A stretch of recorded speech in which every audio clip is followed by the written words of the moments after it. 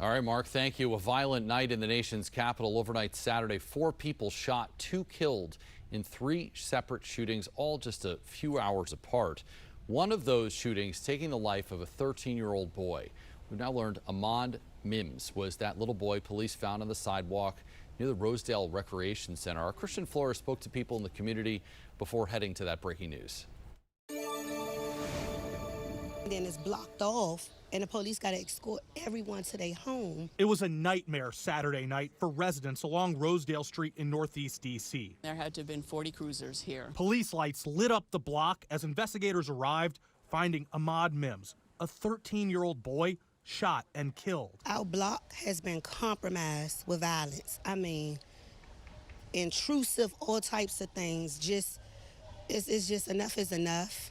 And it's like we got to monitor our kids when they come out, when they come on the porch. It's happened before, but this is the first time a kid has been hit on our street. Parents here tell 7 News they were terrified. Because we all have children that's around that age. And just to think, when you call your kid and you don't get an answer and you scared, because they play football out here or basketball, and you calling all around like, where are you? They're not answering. Now, this shooting is unsettling to all the neighbors we spoke with, not just because it was a kid who was killed, but also we are right across the street from this rec center right here. And on top of all that, if you take a 5-minute walk with me, and you'll get to the church where another shooting happened just a few weeks ago that wounded 2 victims during a violence prevention event. You can get a good idea on how close these 2 shootings were to each other if you look at a map.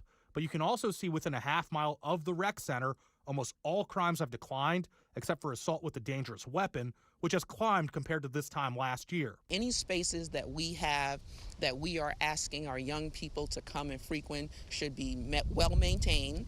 They should be orderly and providing the services that our children and our community needs. So we have a responsibility as a city to make sure that happens. This latest shooting has resulted in a renewed demand for change. We're going to make sure that our city is no longer the backdrop for violence that takes our children, our infants, pets, people. This is unacceptable. This is just so unacceptable. We're better than that. We're the nation's capital, so we should be leading the nation in safety. More police presence, community involvement from the police, meeting with us, bringing in core services, identifying hot areas. It don't feel like home anymore. You know what I'm saying? This summer has already been a bloodbath all over the city. It's time for me to pack up and go. In Northeast D.C., Christian Flores, 7 News.